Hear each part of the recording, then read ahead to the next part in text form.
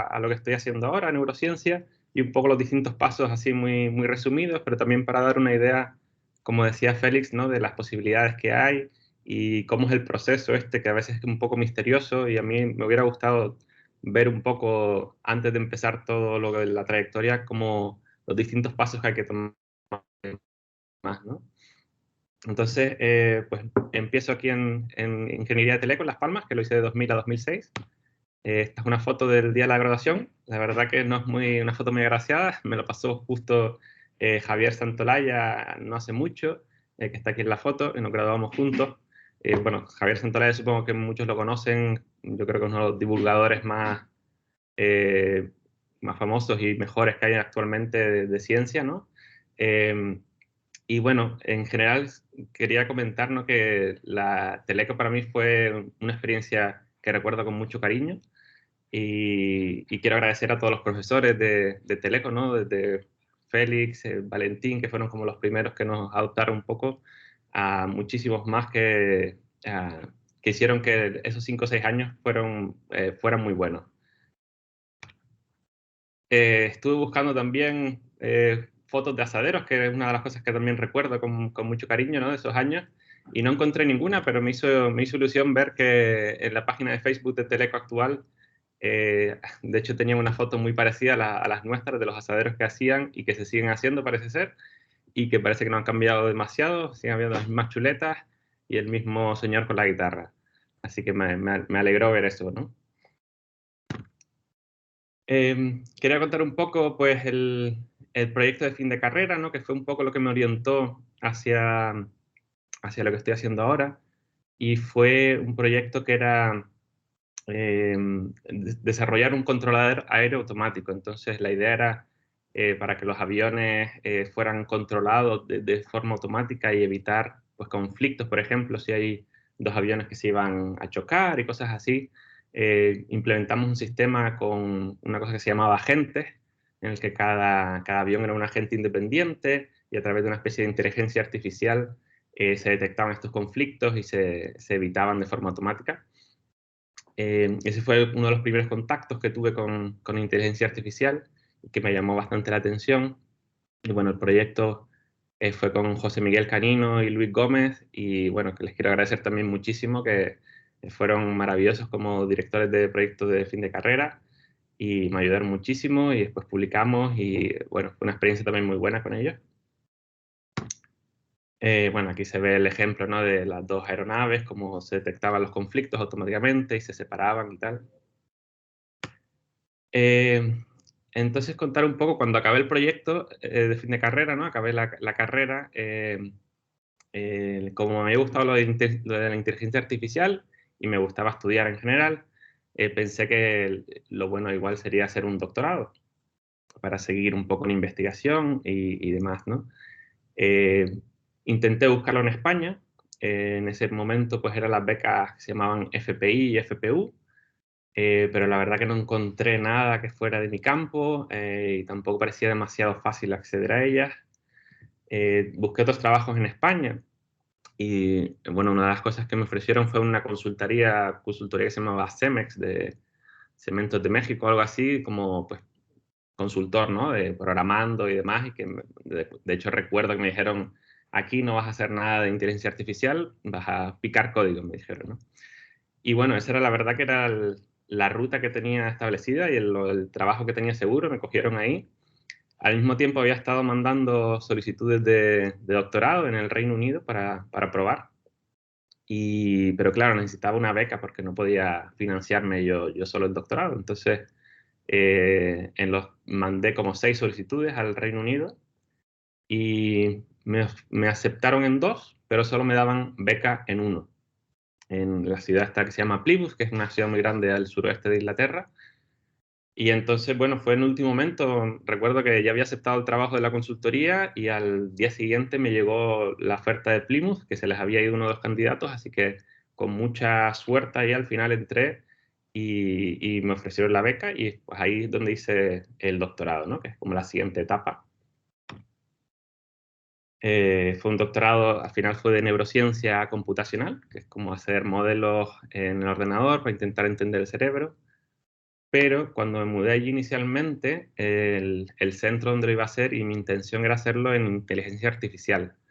Y de hecho el centro era un poco una mezcla de robótica, inteligencia artificial y neurociencia, ¿no? Tenían este robot tan bonito que era como una especie de bebé que le enseñaban a reconocer objetos. eh, bueno, mucha investigación en robótica e inteligencia artificial. Aquí una foto con el bebé este que estaba allí, lo tenían siempre a exposición y demás. Sin embargo, a mí lo que más me llamó la atención fue la otra parte, fue la parte del cerebro, ¿no? De la neurociencia y de los modelos del cerebro. Y me acuerdo que, bueno, mi tesis al final la hice de intentar entender por qué pasan las ilusiones ópticas en el cerebro, que es como una cosa muy visual que a todos nos llama mucho la atención, ¿no? Y una de las ilusiones ópticas que más me llamaba a mí la atención al principio era esta, que también le enseñaba mucho. Esta bailarina, que seguramente mucha gente ya la ha visto. Si miras a la del centro, pues es un poco ambiguo, no se sabe hacia qué lado está girando. Y bueno, puedes mirar a la de los dos lados, de la izquierda y la derecha, y entonces cada una gira hacia un lado concreto. Y después, si vuelves a mirar a la del centro, cambia de dirección, ¿no? Dependiendo de cuál hayas mirado, si a la derecha o a la izquierda, la del centro cambia de dirección. Entonces, este tipo de ilusiones ópticas a mí pues me interesó mucho y bueno, ya hacían investigación un poco relacionada con esto y bueno, mi tesis doctoral fue al final pues de esto, de modelos del sistema visual, de cómo el cerebro procesa la información cuando entra por los ojos, cómo se convierte en distintas etapas y demás, y por qué vemos esas ilusiones ópticas en el cerebro. En concreto, yo hice una de un efecto que es como un cuadrado que se rellena aunque no tenga lados y tal, y entonces mi modelo explicaba con un modelo computacional que al final acabó siendo un modelo probabilístico bayesiano, estos que estaban muy de moda y siguen muy de moda ahora, ¿no? Y bueno, recuerdo pensar en ese momento que me hubiera gustado estudiar un poco más estadística en Teleco, que dimos muchas cosas, pero en ese momento la verdad que no me interesaba mucho y solo hacía para probar. Y bueno, aquí con estos modelos y demás probabilísticos en el doctorado, pues la verdad que me hacía mucha falta muchas de las cosas que habíamos estudiado y que eran muy relevantes en este caso también, ¿no? Entonces, cuando acabé la tesis doctoral, pues eh, también tuve que pensar qué hacer, ¿no? Podía irme a trabajar a industria o podía intentar seguir por la ruta académica. Y bueno, allí justo en la universidad donde estaba, en Plymouth, me ofrecieron un postdoc, que es como la siguiente etapa después de acabar el doctorado. Si quieres seguir en academia, pues haces como conviertes en investigador postdoctoral, que ya es una especie de trabajo de verdad, te pagan, tienes tu seguridad social y demás, aunque los sueldos son relativamente bajos. Y bueno, me ofrecieron uno allí y como estaba bien cómodo con ellos y tal, pues decidí aceptarlo. Además, me dejaron la flexibilidad de trabajar a distancia, entonces eh, pude trabajar desde Madrid y trabajar para la Universidad de Plymouth y además, bueno, aquí empieza esta tercera etapa, ¿no? El postdoc en Plymouth y que tuve la suerte de que al final el proyecto ese fue en varios sitios, aparte de en Plymouth, también fue en Chipre, entonces estuve un mes en Chipre y también fue en Estados Unidos, en la universidad que se llama Johns Hopkins, y eso creo más a posteriori me he dado cuenta que eso también me abrió puertas después para conseguir los puestos en Estados Unidos y demás. El haber hecho ese postdoc, aunque sea parcial, en Estados Unidos, pues me abrió puertas. Y bueno, pues fue un poco todo casualidad, ¿no? Me lo ofrecieron, yo no sabía que iba a ser así y al final, pues, que indicar que es un poco todo al final cosas que no te esperas y por suerte acabas en unos sitios y otros y bueno, que siempre salen muchas oportunidades sin esperarlo, ¿no? Entonces, durante este postdoc de un año y pico que hice en estas tres ciudades, fue un proyecto muy curioso, era modelar el sistema auditivo de los murciélagos, que, bueno, como saben, utilizan estos ultrasonidos para detectar los objetos y entender lo que está en su entorno. Y bueno, era muy teleco, como yo decía, porque era, claro, el efecto Doppler, que creo que no hay nada más de teleco que el efecto Doppler. y pues entender los reflejos estos del Doppler, los cambios de velocidades y tal, te decían el movimiento y el tipo de movimiento que estabas observando. Entonces hicimos ahí unos estudios, medimos con unas cámaras los distintos ultrasonidos que se producían al hacer distintas acciones, y después desarrollé este modelo que ahora está muy de moda también, las redes convolucionales o el deep learning que le llaman. En aquella época también. Y era pues intentando reproducir un poco el sistema visual del murciélago utilizando estos modelos. Todos estos modelos que he hecho en el doctorado y el postdoc al final fueron mucho más del lado de inteligencia artificial que de neurociencia, como me di cuenta más adelante. Y ahora lo que hago es mucho más biológico. Y bueno, todo eso voy a explicarlo un poquito más en detalle al final de la charla. Entonces, cuando acabé este postdoc de 1 año y pico, pues básicamente lo que tenía que hacer para seguir en la ruta académica era hacer otro postdoc, ¿no? Entonces ahí empecé a mandar solicitudes de postdoc y ahí estaba un poco abierto a viajar y no tenía ninguna atadura en España ya ni en ningún sitio, entonces pues mandé, recuerdo, 32 solicitudes. Eran en 8 países distintos, por toda Europa, incluso en Australia, en varios sitios de Estados Unidos. Y de esos 32 me ofrecieron 3. O sea, me rechazaron en 29. Que bueno, esto lo enfatizaré mucho, pero que es importante resaltar que también hay muchos rechazos durante la trayectoria, ¿no? Y aquí la mayoría, pues 29 de ellos me dijeron que no, ¿no? De los 3 que me ofrecieron, en Berlín, California y Nueva York, pues el que más me llamó fue el de Nueva York. Primero por la ciudad y tal, que era pues, muy, muy atractiva, ¿no? Y el laboratorio en sí era como más computacional y más de lo que yo quería hacer. Aunque a veces me arrepiento y pienso que igual podría haber estado surfeando en California, pero bueno. Y entonces aquí empieza esta siguiente etapa, que es cuando me mudé a Nueva York, a Estados Unidos, que fue en 2013. Y esto, bueno, este periodo lo he juntado un poco ahí, son como 7 8 años que pasaron varias cosas, pero lo he resumido un poco. Bueno, esto es cuando llegué a Nueva York, el primer invierno, que claro, que esto para un canario pues es una tortura, ¿no? Pero bueno, tiene otras muchas cosas buenas. Y quería enseñar este vídeo también, que fue curioso. La primera semana que llevé a Nueva York, en el laboratorio, era un proyecto que ahora contaré un poco. Pues había un robot que era parte del proyecto, un brazo robótico. Y entonces pues se fue con los colegas allí un poco jugando con el modo demostración del robot. Le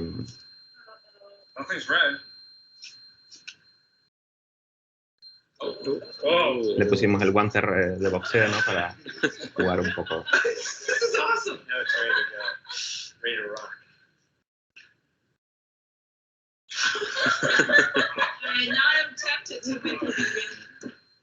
Now you're tempted? Yeah.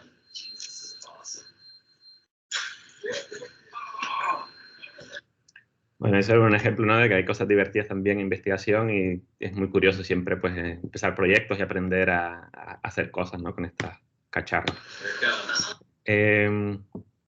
Entonces, en ese proyecto, de hecho, era utilizar brazos robóticos para el fin de gente con parálisis que puedan moverse a través de implantes en el cerebro. Entonces, bueno, una de las razones de estudiar el cerebro y la neurociencia es pues, poder ayudar a gente, ¿no? Gente con enfermedades como es la parálisis. En este caso voy a enseñar un vídeo de esta mujer que, bueno, no se puede mover del cuello hacia abajo y tiene un implante cerebral en la corteza motora. Entonces esa es la parte del cerebro que controla los movimientos y con eso se descodifica, digamos, los pensamientos o lo que la mujer quiere hacer y controla este brazo robótico.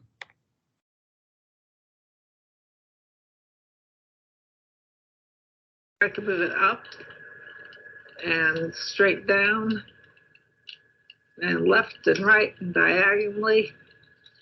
I can close it and open it, and I can go forward and back. That is just the most astounding thing I've ever seen.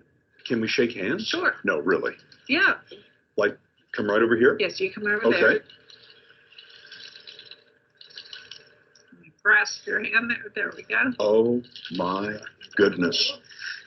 Wow. And I can do a fist bump if you'd like.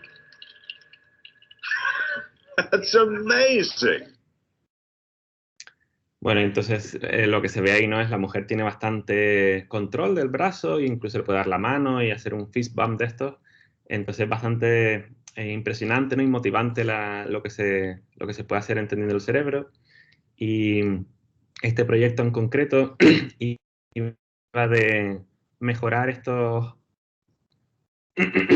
interfaces hombre-máquina para que la persona no solo pudiera mover el brazo, pero también pudiera sentir lo que está tocando, ¿no? Esto se llaman interfaces bidireccionales. Entonces el brazo robótico se coge un objeto, después se le mandan señales al cerebro de la persona, estimulando eléctricamente el cerebro, de forma que la persona pueda sentir lo que está tocando.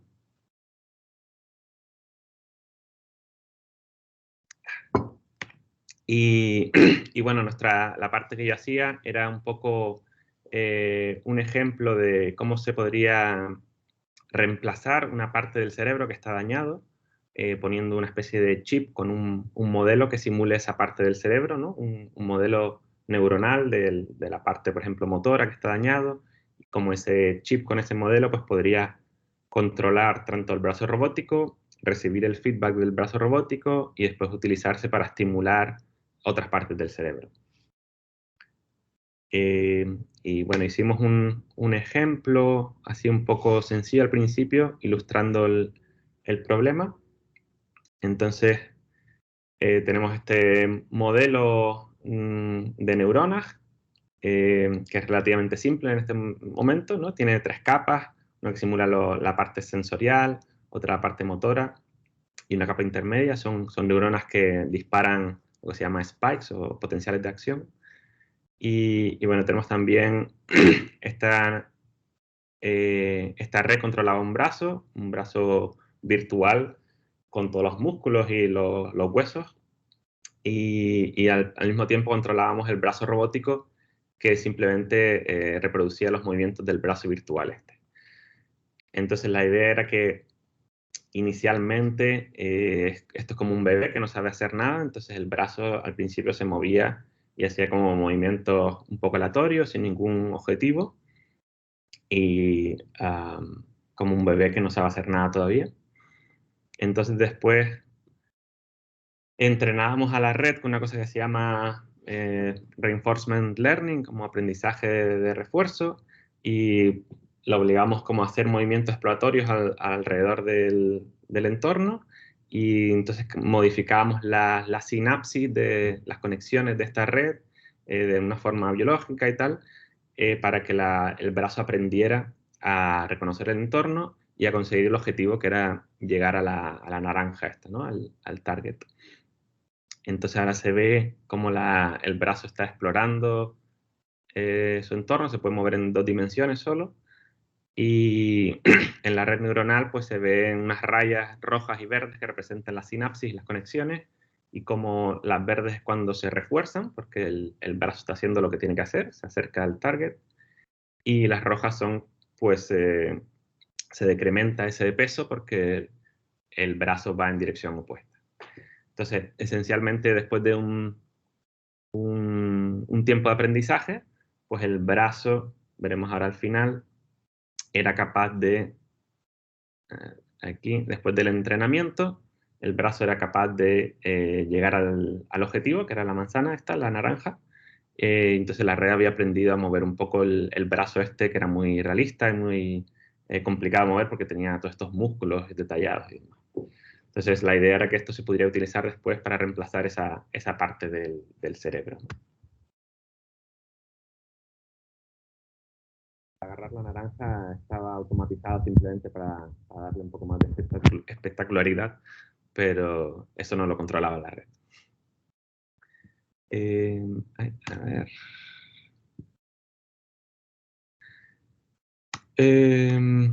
Bueno, entonces en este periodo, después de hacer estos proyectos y demás, fui como subiendo en el laboratorio donde estaba, y ya conseguí mis propios proyectos. Es decir, yo mandaba peticiones de proyectos de investigación y entonces me dieron a mí como investigador la financiación, el dinero para mis propios proyectos, y también daba clases. Entonces tenía como un puesto que me habían subido, que era como medio profesor, pero realmente seguía como parte en el laboratorio de mi jefe.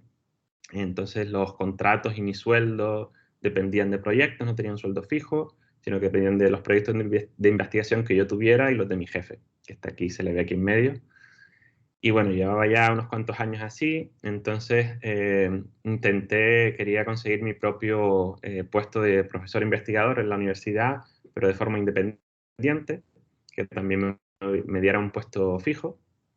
Y recuerdo que en esos 2 años, entre 2018 y 2020 o así, mandé unas 33 solicitudes, tanto a universidades como para profesor investigador.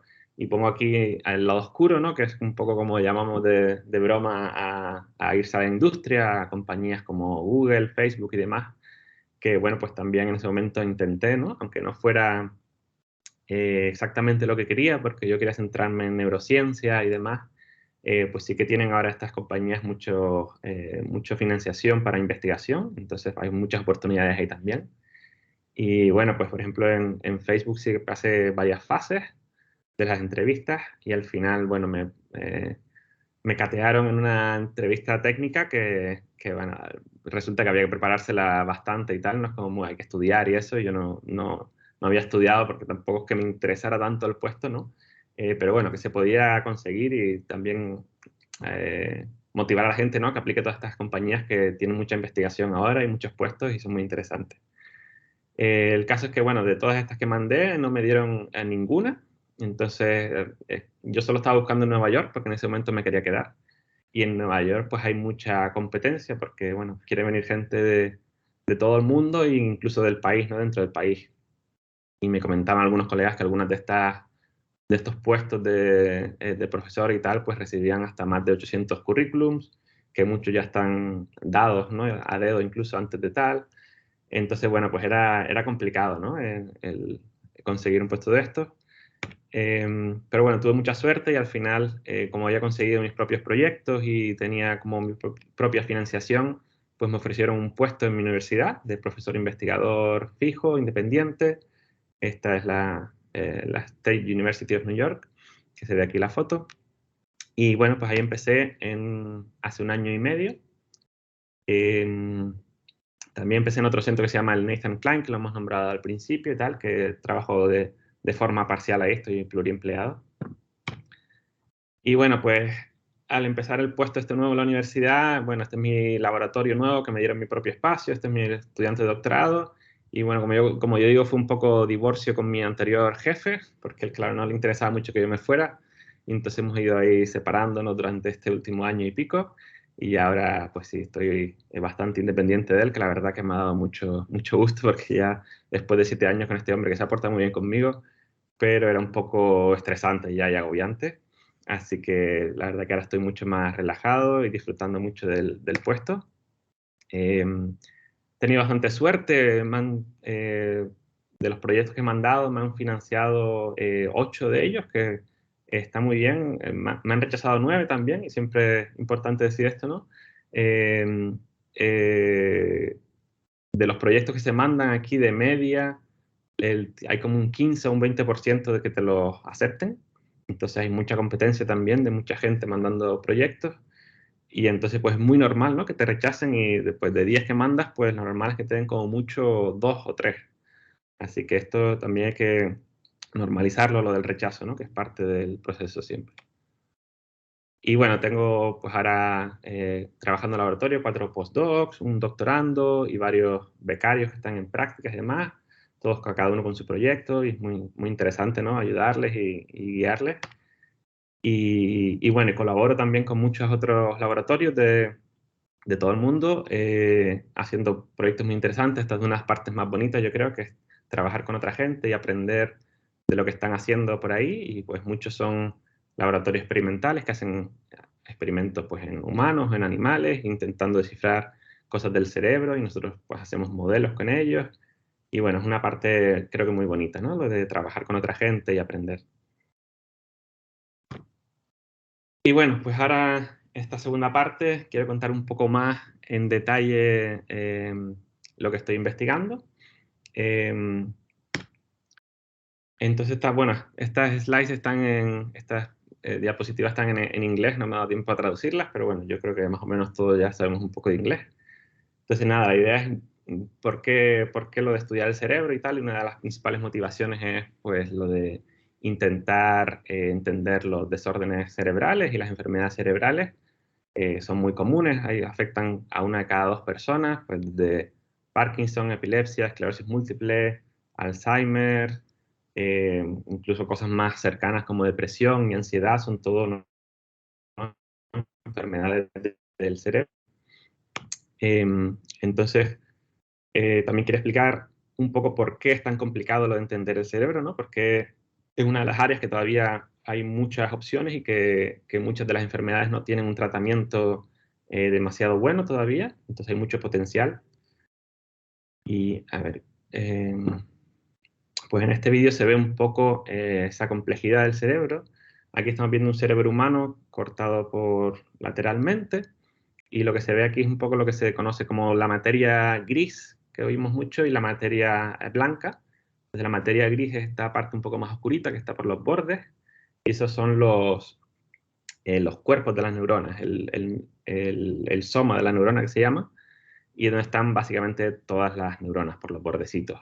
Esto es lo que se conoce también como la corteza cerebral, y es la parte que tiene pues como las funciones más conocidas, más de alto nivel, como la visión, la audición, el movimiento, el tacto, el razonamiento, todo este tipo de cosas, ¿no? Cada parte del cerebro, de de esta corteza, tiene una función concreta. Por ejemplo, el sistema visual pues está por la parte de atrás de la cabeza. Y la materia blanca esta del centro pues son lo que se llaman los axones, que son como las conexiones entre todas estas neuronas. Entonces, todas estas partes se interconectan mucho entre unas y otras. La corteza visual se conecta con la corteza auditiva y con la corteza motora, y hay conexiones entre todas las partes del cerebro de forma muy abundante. Y esto es una de las cosas que lo hace complicado, ¿no? Que hay tanta conectividad entre muchas partes distintas. Y si tenemos en cuenta que hay 86 billones de neuronas, que son 86.000 millones, pues claro, nos da una idea de la complejidad. Sobre todo pensando que si hacemos un poco de zoom dentro de una de estas áreas, por ejemplo, aquí vemos todas las neuronas, y como decía, la complejidad de la conectividad entre ellos es muy alta. Como ejemplo, pues cada neurona de media se conecta con otras 10.000. O sea, cada neurona recibe 10.000 conexiones de otras neuronas del cerebro. Y si tenemos 86 billones de neuronas, pues multiplica 86 billones por 10.000 y eso te da la cantidad de conexiones sinápticas que hay en el cerebro, ¿no? Que es un número astronómico que nos da una idea de por qué es tan difícil entenderlo, ¿no? Además, si hacemos otra vez zoom y nos metemos dentro de una sola de estas neuronas, vemos que también dentro es una maquinaria súper compleja de química y biología y fenómenos que están pasando dentro de la misma neurona. Por ejemplo, desde los canales iónicos que se abren y se cierran para generar potenciales de acción, las señales eléctricas que se usan para comunicar, las sinapsis que estamos viendo aquí, que es cómo se comunican unas con otras, pues tienen sinapsis químicas que se mandan señales químicas de una a otra para transmitir información y demás. Entonces, la idea de por qué es tan complejo es porque tiene muchas escalas distintas, desde la molecular hasta el nivel de cada neurona, a los circuitos locales de cada región y después a las conexiones, digamos, globales del cerebro entero. Entonces, ¿qué podemos hacer para entender esta cosa tan complicada? Ahí, a ver si me deja pasar. Aquí.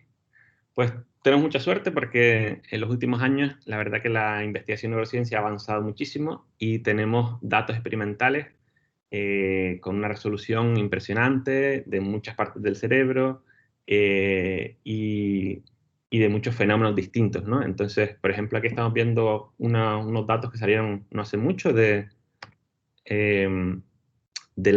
cerebro del ser humano, de hecho, que muestran dentro de 1 milímetro cúbico, o sea, una parte muy pequeñita, pues se ven todas las miles de neuronas que hay, que son como unas 50.000 neuronas, y todas las sinapsis, 130 millones de sinapsis. Entonces aquí tenemos un nivel de resolución brutal, que hace años era impensable, y esto nos permite, pues claro, entender un poco la estructura exacta de la conectividad entre neuronas, así como la función de los circuitos. Nos da unos datos que a la vez que son impresionantes, también son un poco demasiado, ¿no? Son demasiada información para procesar de forma sin utilizar métodos computacionales. Entonces ahí es donde entra un poco lo que hacemos nosotros. Aquí están ejemplos de los datos que tenemos a disposición, ¿no? Entonces, por ejemplo, en el cerebro, en esta corteza cerebral de la que hablaba, hay distintos tipos de neuronas, que se ha visto, esta corteza está organizada en varias capas también, de la capa 1 a la 6. Cada capa tiene unos tipos de neuronas concretos, que tienen una forma muy concreta y una función, su respuesta eléctrica es muy específica. Entonces, toda esta información y cómo se conectan estos circuitos unos con otros y demás, es lo que hacemos nosotros al desarrollar modelos computacionales, ¿no? Intentamos integrar toda esta información teórica que se está sacando de laboratorios experimentales y demás en un modelo computacional que incluye, pues, desde la función individual de estas neuronas hasta cómo se conectan y su respuesta eléctrica y demás. Y entonces te permiten después tener una especie de cerebro pequeñito, virtual en el ordenador con el que puedes experimentar. Entonces la idea es que una vez que hemos construido estos modelos detallados, los validamos de forma que sabemos que reproducen más o menos la actividad que medimos realmente en el cerebro, y entonces los podemos utilizar para hacer como experimentos virtuales, intentar entender mejor cómo se codifica la información, cómo funcionan las enfermedades, desarrollar tratamientos y demás. Entonces aquí simplemente mostrar un ejemplo de estos modelos. Esto es una neurona real, y aquí el modelo que hemos hecho, la forma de la neurona vemos que es muy exacta al original. E incluso la respuesta eléctrica de la neurona también. Esto es el experimento y aquí la simulación.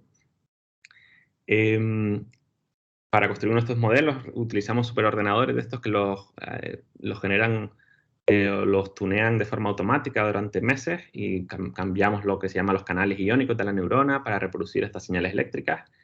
Y bueno, quería enseñar aquí el modelo matemático que se utiliza para construir estas neuronas, pues está basado en circuitos eléctricos, ¿no? Que también es una cosa que cuando empecé a verlo me recordó mucho a Telecode y todos estos circuitos eléctricos que aprendimos allí, así como las ecuaciones diferenciales que gobiernan estos circuitos, también pues estudiamos mucho allí, o sea que fue muy, muy relevante. Y bueno, este de hecho es el modelo en neurociencia más famoso que hay, porque es el que mejor reproduce de forma más correcta el funcionamiento de las neuronas. Entonces, una vez que hemos construido estos modelos de una neurona, lo que hacemos es combinar muchos de estos modelos de neuronas, de distintos tipos de neuronas, en un circuito para reproducir una pequeña parte del cerebro. Entonces, como hemos dicho, por ejemplo, aquí, esto es lo que se llama una columna de la corteza, y dentro incluye unas 10.000 neuronas con más o menos 30 millones de conexiones sinápticas. Entonces construimos este modelo muy detallado con todos los datos reales biológicos de esta parte del cerebro, y aquí podemos ver un poco más en detalle, ¿no? Vemos los cuerpos, el soma de la neurona, así como estas dendritas que se llaman, que es donde reciben los inputs de estas neuronas. Vemos que hay distintos colores que corresponden con distintos tipos de neuronas, que hacen cosas distintas, están en distintas capas.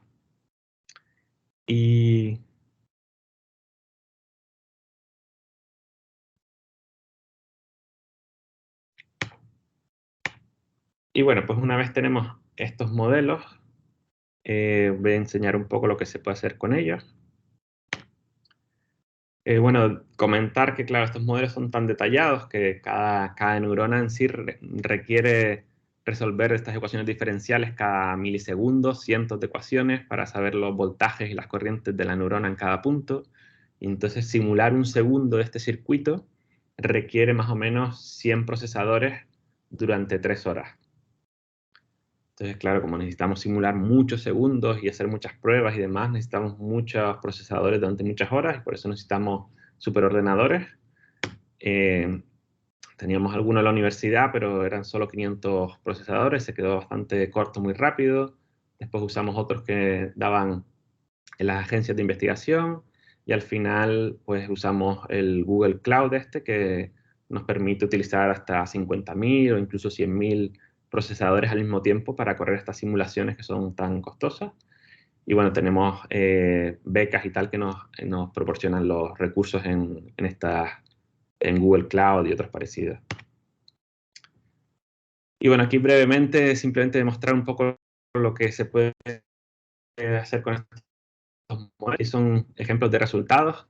Aquí en la izquierda estamos viendo la actividad neuronal de este modelo. Cada puntito que vemos es un disparo o un potencial de acción de una neurona.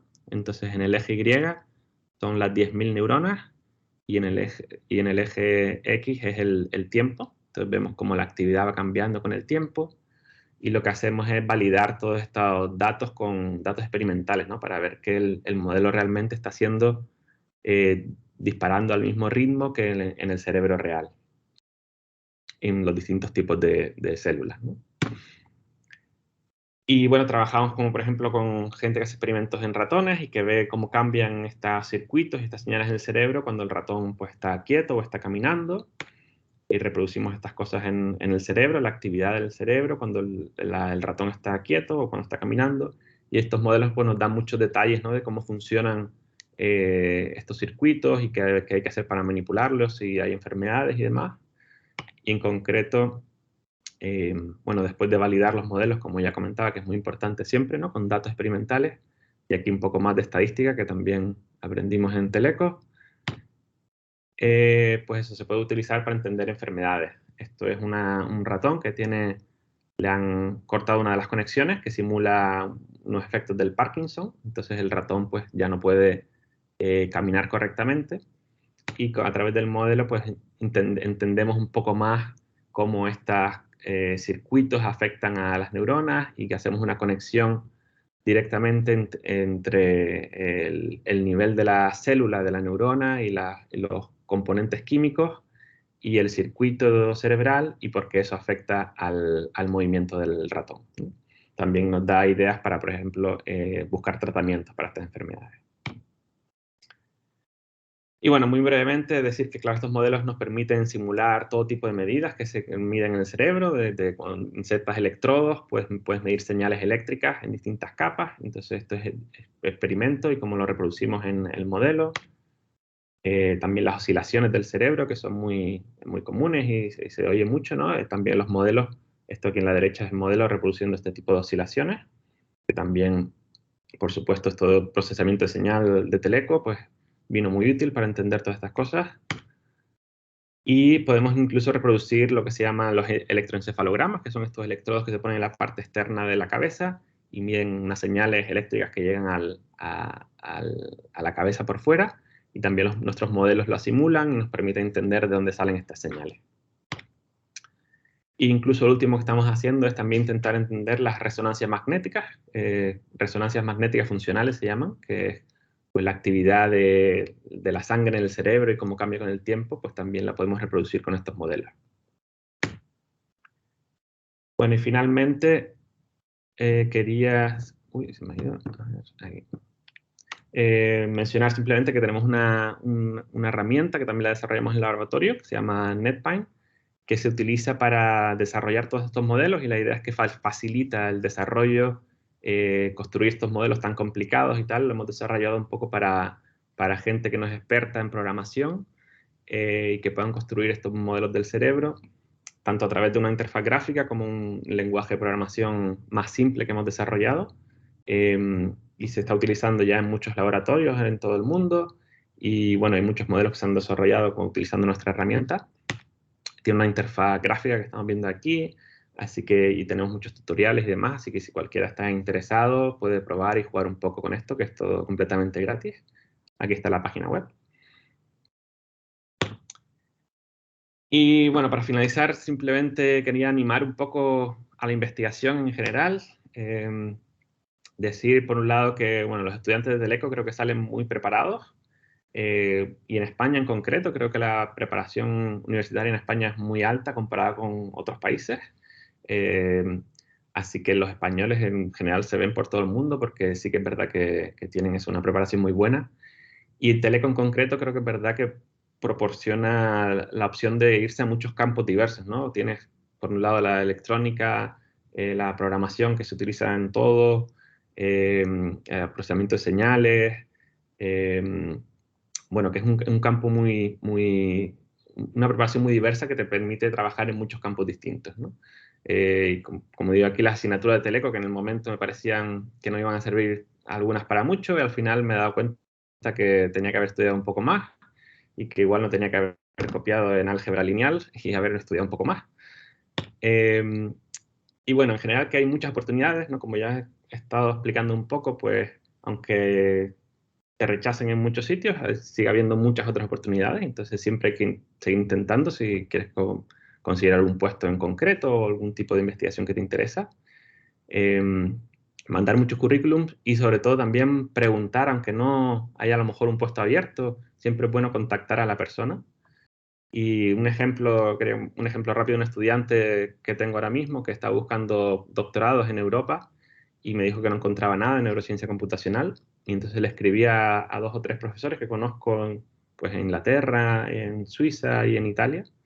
Y los 3 me dijeron que estaban buscando doctorandos, de hecho, y que justo hacía un poco habían cerrado un programa que tuvieron que cerrar sin encontrar candidatos porque no encontraban ninguno y tuvieron que desperdiciar puestos de doctorado. Entonces, un poco eso, por un lado el estudiante estaba buscando y no encontraba, y por otro lado los profesores estaban buscando estudiantes y no encontraban. Entonces, siempre es bueno eso, contactar a gente y moverse, ¿no? Y preguntar que no pasa nada. Y también que a nivel de neurociencia y de neurotecnología, pues hay muchísimo dinero ahora, hay muchísimos proyectos a gran escala. En Europa hay uno de 1,5 billón que se llama el Human Brain Project, y los americanos que no se querían quedar atrás, pues empezaron también uno hace pocos años de 4,5 billones, que son todo para investigar cosas del cerebro, así que hay muchas oportunidades.